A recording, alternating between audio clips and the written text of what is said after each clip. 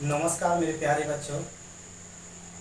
हम पढ़ रहे थे हिंदी भाषा का इतिहास एवं उसके मुख्य तथ्य। उसी टॉपिक के अंदर उसका हम अगला पार्ट देखेंगे। वो है हमारे सामने राजभाषा के रूप में हिंदी का विकास। दोस्तों, बात आती है राजभाषा। ये राजभाषा क्या होती है? जिस भाषा में शासन के कामकाज होते हैं उसे वहाँ की राजभाषा कहते हैं। अगर हम बात करें अपने हिंदुस्तान की, तो हमारे हिंदुस्तान में जितने भी कार्यालय हैं, सरकारी कार्यालय हैं, उन कार्यालयों में हिंदी और अंग्रेजी दोनों भाषाओं में कामकाज होते हैं।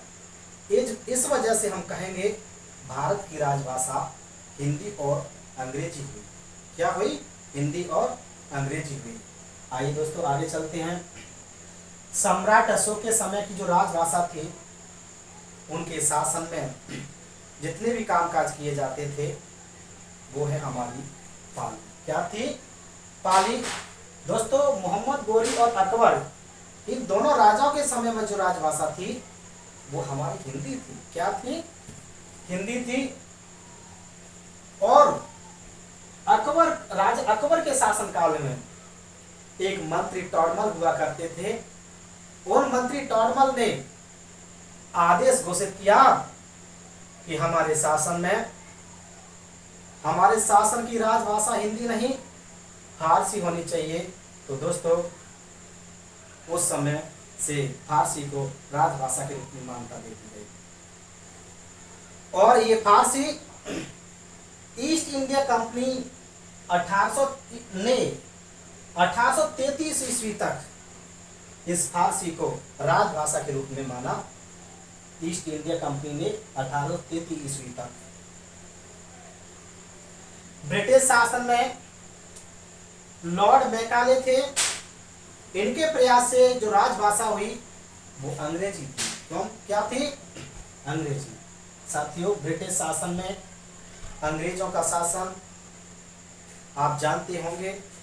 वहाँ अंग्रेजों के द्वारा इंग्लिश को ज़्यादा मान्यता दी जाती है, इस वजह से अंग्रेजी हुई।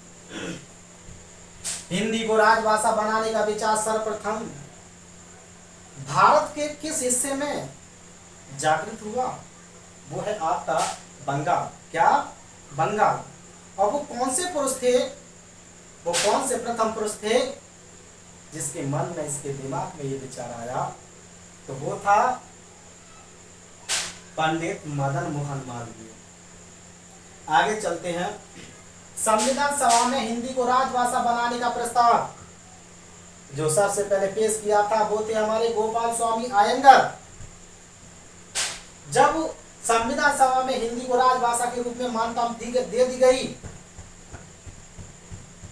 वो कब दी गई? 14 सितंबर 1949 को, यानी कि 14 सितंबर 1949। इसी वजह से मेरे प्यारे साथियों, 14 सितंबर को मान्यता दी गई राजभाषा के रूप में। इसी वजह से 14 सितंबर को विश्व हिंदी दिवस के रूप में मनाते हैं। यानी कि 14 सितंबर 1949 को हिंदी को राजभाषा के रूप में मान्यता दे दी गई। उसी दिन को हम विश्व हिंदी दिवस के रूप में मनाते हैं। राजभाषा आयोग के प्रथम अध्यक्ष बाल गंगाधर खरे थे। कौन थे? बाल गंगाधर खरे। आयोग की प्रथम बैठक 15 जुलाई 1955 में हुई। संविधान की 8वीं सूची अनुच्छेद 344 के भाग 1 और 351 में 22 भाषा को मान्यता दी गई है। वो 22 भाषा इस तरह से है। लेकिन अगर बात करें शुरुआत की, तो प्रारंभ में 14 भाषा को मान्यता दी गई थी। वो इस तरह से है: असमिया, बांग्ला, गुजराती, हिंदी, कन्नड़, कश्मीरी, मलयालम, मराठी, उड़िया, पंजाबी, संस्कृत, तमिल, तेलुगु, उर्दू।